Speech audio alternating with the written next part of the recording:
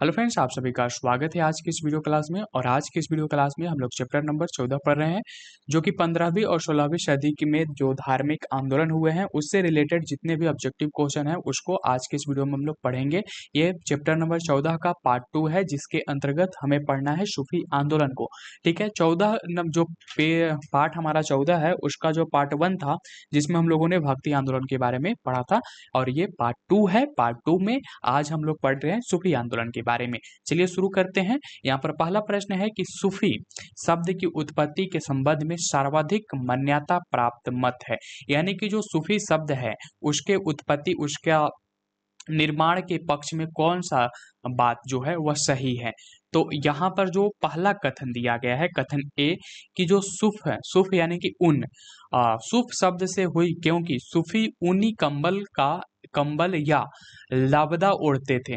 तो जो सूफी लोग थे वो ऊनी कंबल ओढ़ते थे और ऊन को ही सूफ कहा जाता था। ठीक है, ऊन को क्या कहा जाता था? सूफ। और सूफी लोग चूंकि ऊन के जो कंबल है या लाबदा है उसको ओढ़ते थे, इसी वजह से उन्हें सूफी कहा जाने लगा। तो ये जो मत है ये सर्वाधिक मान्यता प्राप्त मत है।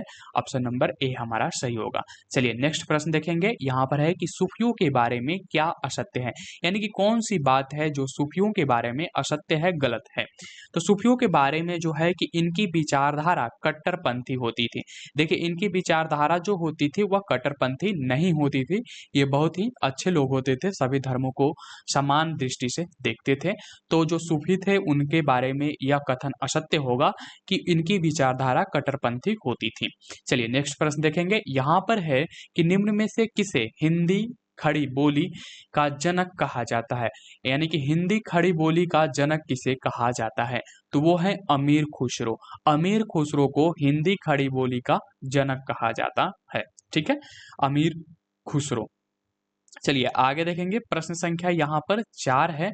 प्रश्न संख्या जो 4 है इसमें है कि किस सूफी ने खुद को अनलहक, यानी कि मैं ईश्वर हूं, जैसे कि अद्वैत अद्वैत मत के अहम ब्रह्मास्मि, मैं ब्रह्मा हूं के समान घोषित किया, जिस कारण उसे फांसी पर लटका दिया गया। यानी कि वह कौन सूफी था, सूफी संत जो खुद को अनलहक यानी कि मैं ईश्वर हूं की घोषणा किया, जिसके वजह से उसको फांसी पर लटका दिया गया।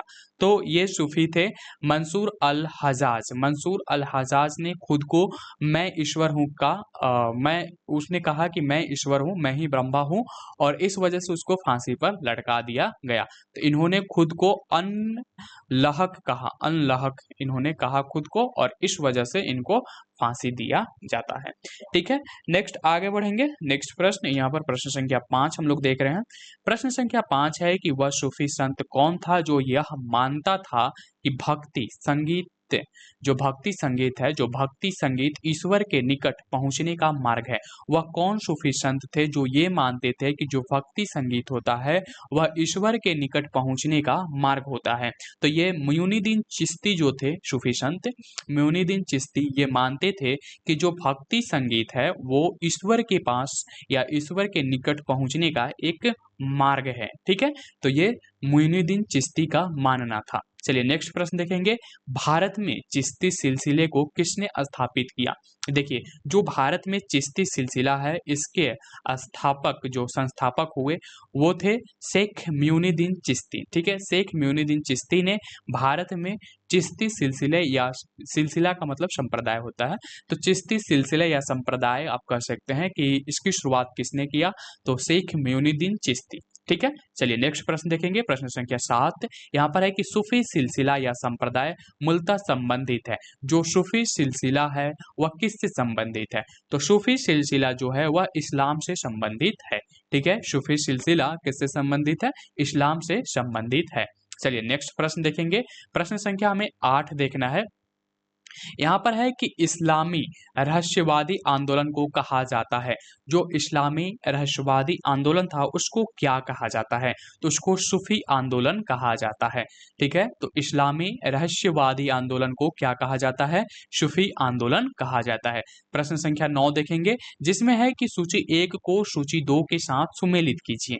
ठीक है, यहाँ पर सूफी सिलसिला दिया गया है और दूसरे तरफ संस्थापक दिया गया है जो कि भारत में थे। ठीक है, जैसे कि सुहारवर्दी प्रश्न संख्या 9 देख रहे हैं। तो यहाँ पर एक सिलसिला दिया गया है, सुहारवर्दी सूफी सिलसिला।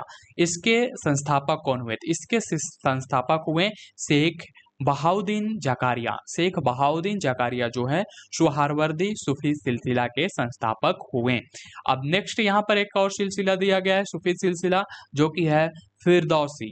फिरदौसी सूफी सिलसिला के जो संस्थापक हुए वह है बदरुद्दीन समरकंदी। ठीक है, बदरुद्दीन समरकंदी जो है या फिरदौसी सूफी सिलसिला के संस्थापक हुए। ठीक है, कादरी सूफी सिलसिले के संस्थापक हुए मोहम्मद गौस गिलानी। ठीक है, मोहम्मद गौस गिलानी जो थे वह कादरी सूफी सिलसिले के संस्थापक हुए। अब है नेक्स्ट यहाँ पर सबसे लास्ट में नक्शबंदी सूफी सिलसिला जो था इसके संस्थापक हुए ख्वाजा बकी बिल्ला। तो इस तरह से आप इन सब का नाम ध्यान में रख सकते हैं। ठीक है, चलिए आगे बढ़ेंगे, प्रश्न संख्या 10 को देखेंगे। यहाँ पर है कि भारत में किस सूफी सिलसिले को सर्वाधिक लोकप्रियता मिली, यानी कि वह कौन सूफी सिलसिला था जो कि भारत में सबसे ज्यादा लोकप्रिय हुआ। तो इसमें सबसे ज्यादा लोकप्रिय होने वाला जो सिलसिला था वह था चिश्ती सिलसिला। ठीक है, चिश्ती सिलसिले को भारत में सबसे अधिक लोकप्रियता प्राप्त हुई। ठीक है, ऑप्शन नंबर ए यहाँ पर होगा चिश्ती सिलसिला। चलिए आगे बढ़ेंगे, प्रश्न संख्या 11 यहाँ पर है कि फिरदौसी सिलसिले के सर्वप्रथम सूफी थे। जो फिरदौसी सिलसिला था उसके प्रथम यानी कि सर्वप्रथम सूफी कौन हुए? तो यहाँ पर फिरदौसी के जो प्रथम सूफी हुए उनका नाम था सरफुद्दीन अहमद इब्न मखदूम याहया मनेरी। ठीक है, मनेरी। तो सरफुद्दीन अहमद इब्न मखदूम याहया मनेरी इनका पूरा नाम था। ठीक है, तो फिरदौसी सिलसिले के प्रथम सूफी यही है। चलिए आगे बढ़ेंगे, प्रश्न संख्या 12 देखेंगे। यहाँ पर है कि दारा शिकोह ने किस सूफी सिलसिले को अपनाया था? जो दारा शिकोह इन्होंने किस सूफी सिलसिले को अपनाया था? तो दारा शिकोह जो थे वह कादरी, ठीक है, कादरी जो सूफी सिलसिला था उसको अपनाया था। ठीक है, तो दारा शिकोह ने किस सूफी सिलसिले को अपनाया था? तो कादरी जो सूफी सिलसिला था उसको इन्होंने अपनाया था। नेक्स्ट प्रश्न देखेंगे, प्रश्न संख्या 13 हम लोग देख रहे हैं। प्रश्न संख्या 13 है कि निम्न को सुमेलित करें। हमें यहाँ पर मिलान करना है, एक तरफ सूची 1 दिया गया है, दूसरी तरफ सूची 2 दिया गया है। ठीक है, यहाँ पर कुछ नाम दिए गए हैं और उनके बारे में यहाँ पर विवरण दिया गया है कि वो क्या होते थे। जैसे कि यहाँ पर सबसे पहले पीर, शेख या मुर्शिद होते थे। पहला ऑप्शन दिया गया है पीर, शेख, मुर्शिद। ए जो है इसको हम मिलाएंगे किससे? तो ए को मिलाएंगे हम 2 के साथ। ठीक है, पीर, शेख, मुर्शिद जो होते थे ये गुरु या मार्गदर्शक को कहा जाता था।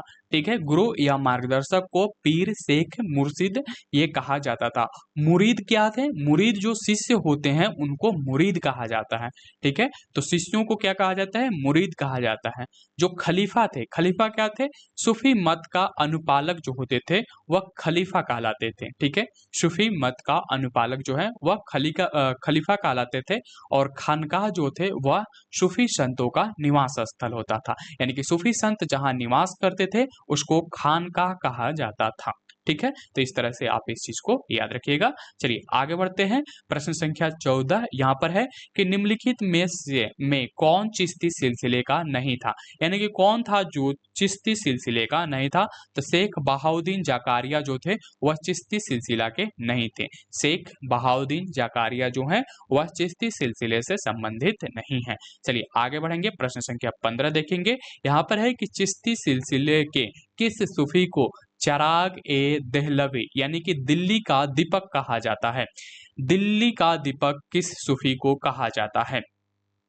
यानी कि चिराग ए देहलवी किसे कहा जाता है?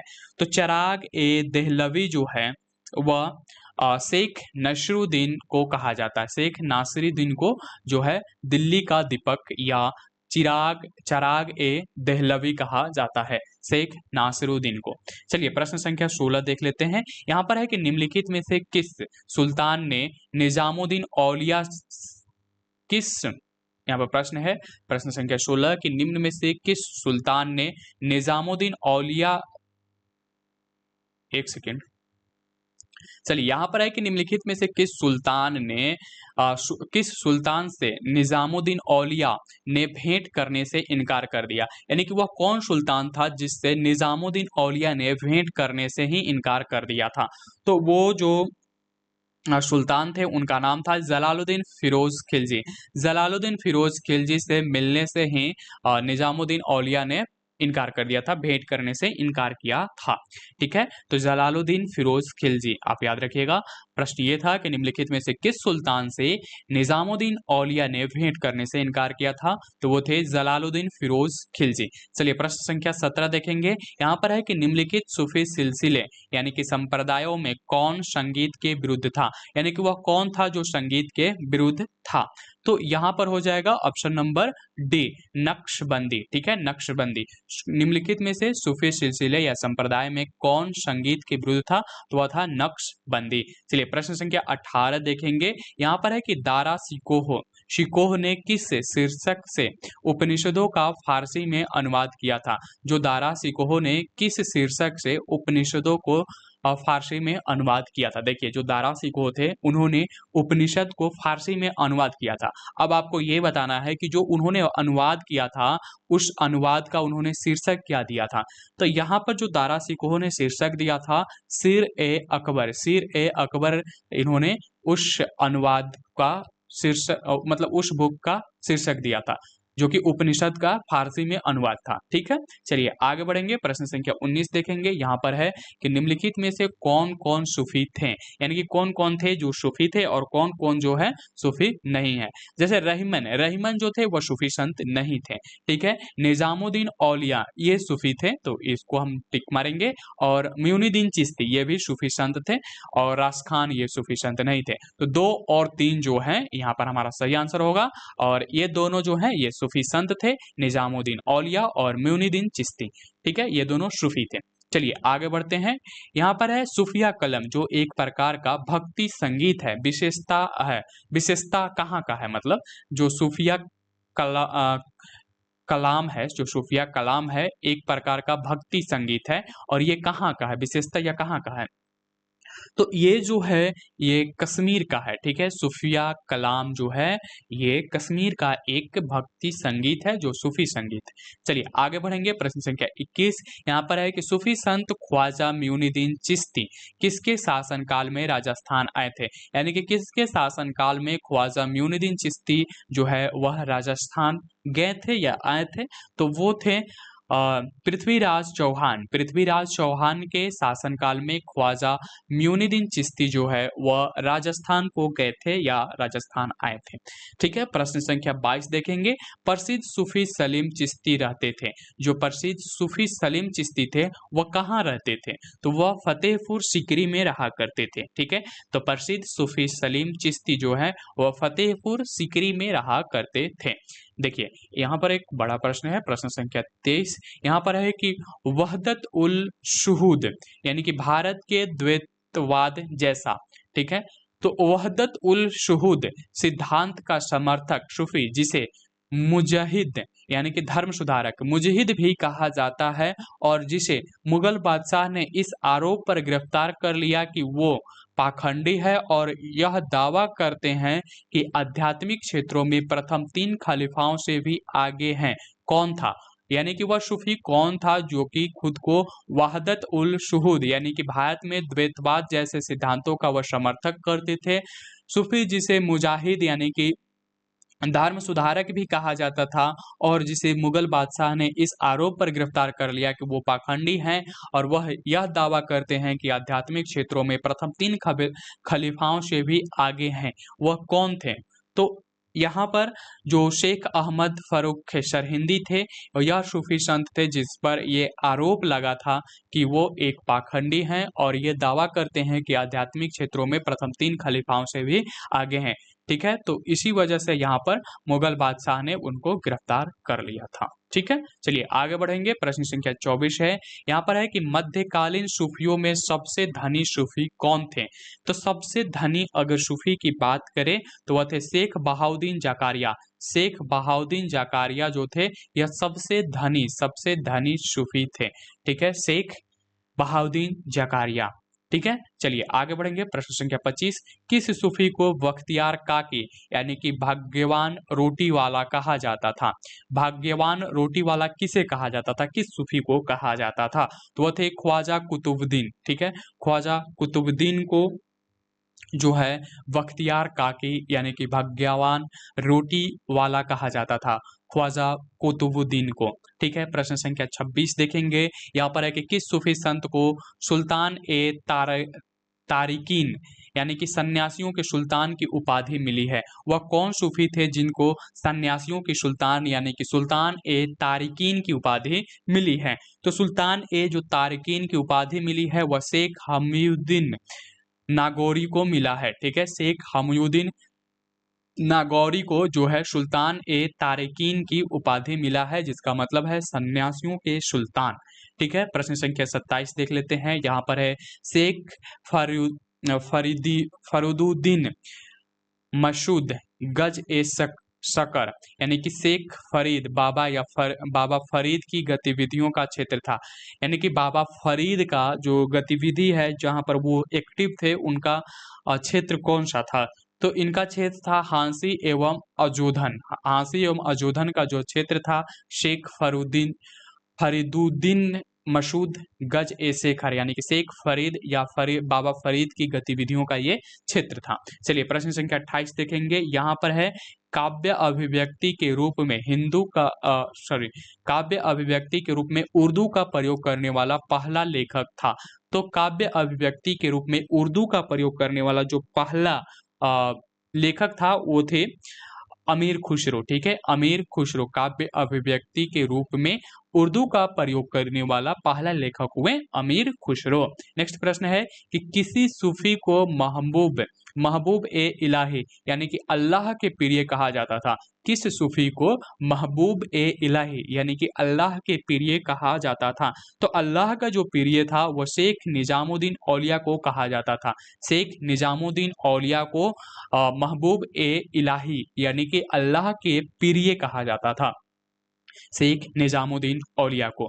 चलिए प्रश्न संख्या 30 देख लीजिए। यहाँ पर है कि किस सूफी संत ने कहा था हनूज दिल्ली दूर अस्त, हनूज दिल्ली दूर अस्त, अभी दिल्ली दूर है। ठीक है, ये किसका कथन है? तो ये जो कथन है ये शेख निजामुद्दीन औलिया का है। शेख निजामुद्दीन औलिया का कथन है कि हनूज दिल्ली दूर अस्त यानी कि अब भी दिल्ली दूर है, शेख निजामुद्दीन औलिया का ये कथन है। चलिए प्रश्न संख्या 31 देख लीजिए। यहाँ पर है कि दक्षिण भारत में चिश्ती सिलसिले की नींव रखने वाला कौन था? यानी कि जो हमारा दक्षिण भारत है, दक्षिण भारत में जो है चिश्ती सिलसिले का नींव किसने रखा था? तो दक्षिण भारत में चिश्ती सिलसिले का जो नींव रखा गया था शेख बुरहानुद्दीन गरीब के द्वारा रखा गया था। शेख बुरहानुद्दीन गरीब के द्वारा जो है दक्षिण भारत में चिश्ती सिलसिले का नींव रखा गया था। प्रश्न संख्या 32 देख लीजिए। यहाँ पर है मिराज उल आसिकीन, मिराज उल आसिकीन उर्दू शायरी की पहली किताब के सूफी रचयिता हैं। यानी कि वह कौन सूफी रचयिता हैं जिन्होंने मिराज उल आसिकीन का रचना किया था? ये एक उर्दू शायरी की पहली किताब है। तो इसका जो रचना किया गया था ये किया गया था सैयद मोहम्मद गेशुद राज बंदनवाज के द्वारा। ठीक है, तो ये सैयद मोहम्मद जो हैं उनके द्वारा ये किया गया। ठीक है, तो सैयद मोहम्मद गेशुद राज बंदा नवाज के द्वारा ये किया गया था मिराज उल आसिकीन उर्दू शायरी की पहली किताब के रचना। ठीक है, प्रश्न संख्या 33 देखेंगे। यहाँ पर है कि अकबर जिस सूफी संत का बड़ा आदर करता था और जिसके आशीर्वाद से शहजादा सलीम यानी कि जहांगीर का जन्म हुआ था वह था, यानी कि उस सूफी का नाम बताइए जिसके आशीर्वाद से जहांगीर यानी कि जिसको सलीम कहा जाता था, शाहजादा सलीम का जन्म हुआ था, जिसको अकबर बड़ा आदर करते थे। अकबर जो थे उसका बड़ा आदर करते थे। वह कौन सूफी संत था जिसका आदर अकबर किया करते थे? और उसी सूफी संत के आशीर्वाद से, ठीक है, उसी सूफी संत के आशीर्वाद से जो सलीम है, शाहजादा सलीम, उनका जन्म हुआ था। तो वो उनका नाम बताइए। तो उनका नाम था शेख सलीम चिश्ती। देखिए इनके नाम में भी सलीम है और इसी वजह से जो जहांगीर थे उनका नाम सलीम रखा गया था। ठीक है, तो शेख सलीम चिश्ती वो वो सूफी संत का नाम था शेख सलीम चिश्ती, जिसको अकबर क्या करते थे, आदर किया करते थे, और जिसके आशीर्वाद से यानी कि शेख सलीम चिश्ती के आशीर्वाद से शाहजादा सलीम यानी कि जहांगीर का जन्म हुआ था। चलिए प्रश्न संख्या हम लोग 34 की तरफ आगे बढ़ेंगे। प्रश्न संख्या यहाँ पर हमें 34 देखना है, ठीक है। देखिए प्रश्न संख्या 34 है कि चिश्ती सिलसिला एवं सुहारवर्दी सिलसिला में तुलना के संदर्भ में क्या सही है। यानी कि अगर चिश्ती सिलसिला और सुहारवर्दी सिलसिला के बीच तुलना किया जाए तो क्या सही होगा, ठीक है। तो क्या सही होगा हमें ये देखना है। देखिए सबसे पहले यहाँ पर देखेंगे चिश्ती, चिश्ती समा यानी कि संगीत सभा एवं एवं रस के यानी कि नृत्य में विश्वास करते थे, जबकि सुहारवर्दी नहीं करते थे। तो ये कथन सही है। क्या सही है, तो ये कथन सही है, ये बिल्कुल सही है कि जो चिश्ती हुआ करते थे, जो चिश्ती सिलसिला होते थे, वह संगीत और नृत्य में विश्वास करते थे, जबकि सुहारवर्दी जो सिलसिला के लोग थे वो इसमें विश्वास नहीं करते थे, ठीक है। तो ये भी हमारा यहाँ पर सही होगा, ठीक है। चलिए आगे बढ़ते हैं। दूसरा यहाँ पर है चिश्ती राजकीय संरक्षण एवं धन संचय में विश्वास नहीं करते थे, जबकि सुहारवर्दी करते थे। ये भी बात सही है, जो चिश्ती थे वह राजकीय धन संचय में विश्वास नहीं करते थे, जबकि जो सुहारवर्दी सिलसिला के लोग थे वो राजकीय धन संचय में विश्वास करते थे। नेक्स्ट यहाँ पर है कि चिश्ती राजनीतिक पचड़े से दूर रहते थे, जबकि सुहारवर्दी राजनीतिक मसले में पर्याप्त दिलचस्पी रखते थे। क्योंकि देखिए जो चिश्ती थे वो राजकीय संरक्षण एवं धन संचय में विश्वास नहीं रखते थे, इसीलिए वे राजनीति से क्या करते थे, दूर रहते थे, क्योंकि उस समय तो राजघरानों का ही तो राज रहता था ना।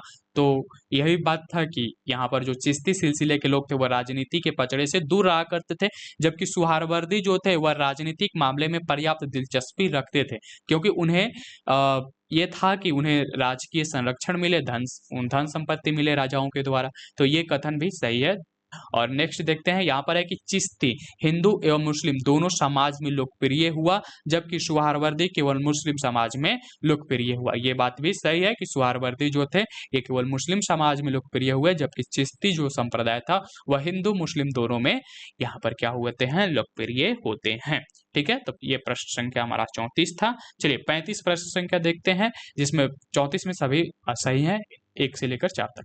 चलिए आगे बढ़ते हैं। दिल्ली सल्तनत के सुल्तान इल्तुतमिश ने किसे शेख उल इस्लाम की उपाधि दी थी। तो शेख उल इस्लाम की उपाधि किसे मिला है, दिल्ली के सुल्तान इल्तुतमिश के द्वारा। प्रश्न ये है कि दिल्ली के सुल्तान इल्तुतमिश ने किसे शेख उल इस्लाम की उपाधि दिया था, वह कौन सूफी था, ठीक है।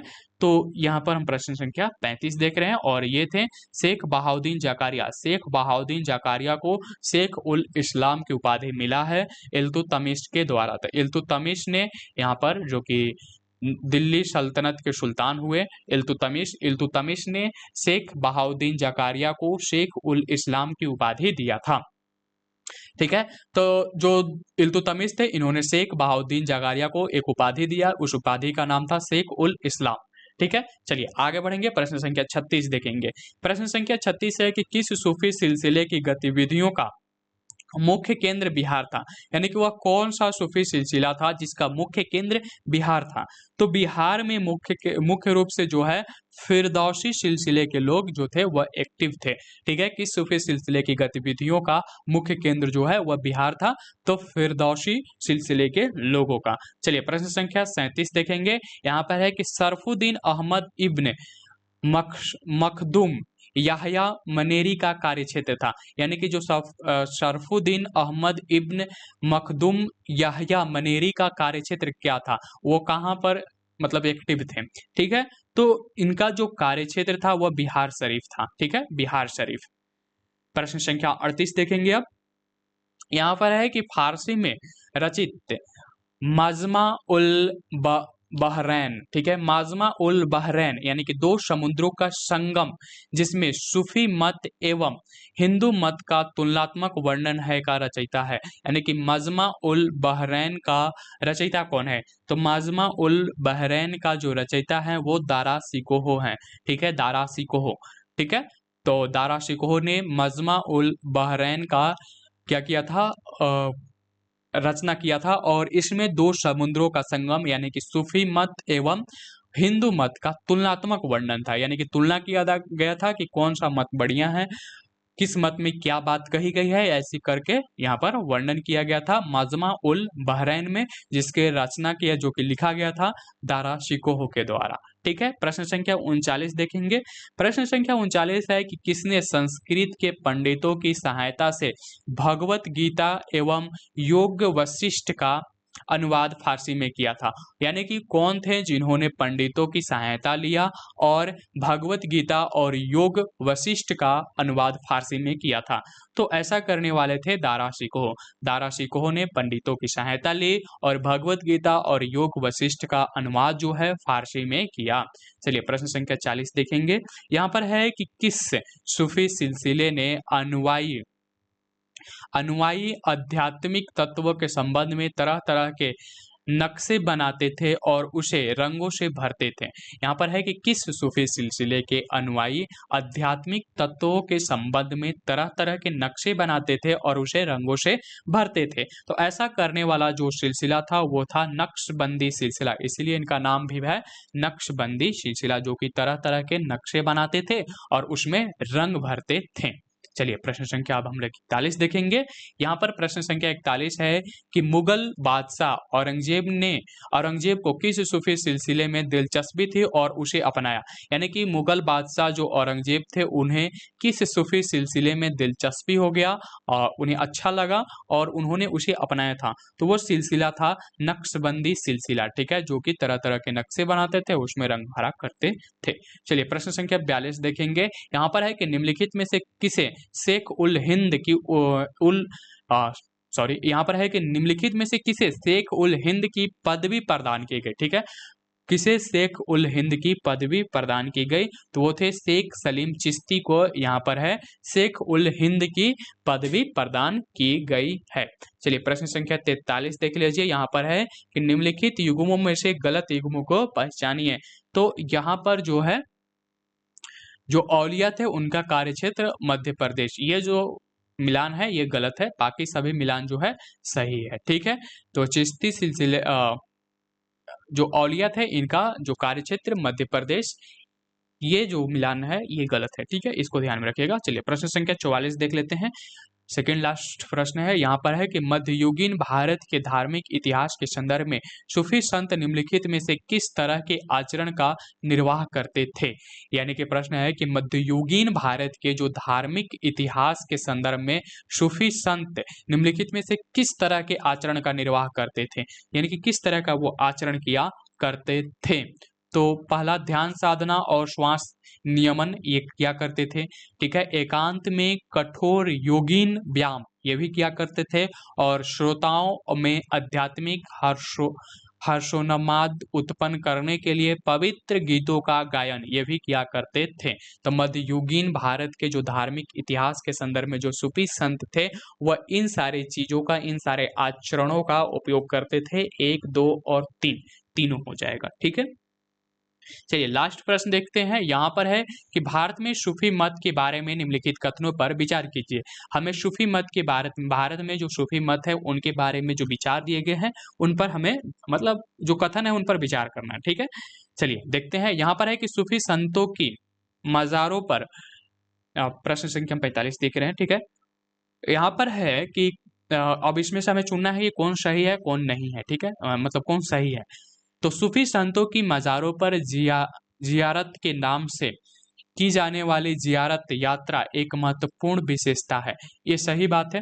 ठीक है, भारत में सूफियों के सर्वाधिक प्रभावशाली समूह चिश्ती थे, ये भी सही है। ठीक है, दोनों कथन यहाँ पर सही है, दोनों कथन जो है वो सही है, इन पर हमें विचार करना था, तो ये दोनों कथन सही है। ऑप्शन नंबर सी हमारा सही आंसर हो जाएगा, 1 और 2 दोनों। तो आज की इस वीडियो को यहीं पर हम समाप्त करेंगे, जो कि था सूफी आंदोलन के बारे में। ठीक है, 15वीं और 16वीं सदी के बीच जो धार्मिक आंदोलन हुआ था, उस धार्मिक आंदोलन के अंतर्गत हमें सूफी आंदोलन से संबंधित जो भी ऑब्जेक्टिव क्वेश्चन था उसे देखना था। लुसेंट सामान्य ज्ञान की जो बुक है ऑब्जेक्टिव वाला, उसमें से हम लोगों ने आज उनमें दिए गए सभी प्रश्नों को देखें।